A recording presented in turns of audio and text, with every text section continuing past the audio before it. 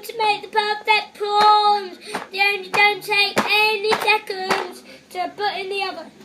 They're great ones because you don't need to put them in the oven. But you want them, they're called the oven not Vic. Called the oven not bake.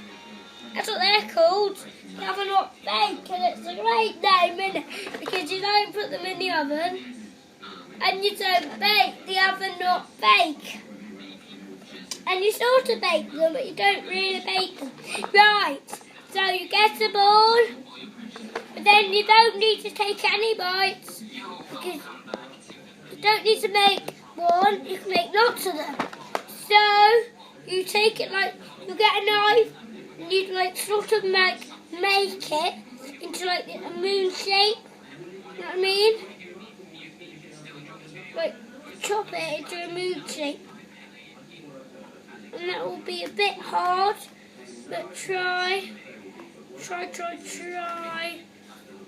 then what you do is the other. Even I can't do it. I mean, then, no, I can do it. Then that, and then what you do is you chop through the middle. Then it should like that, both of them. And then you chop off the top. And then that one should like that, chop off the other top. Like that. Then you just chop it all up.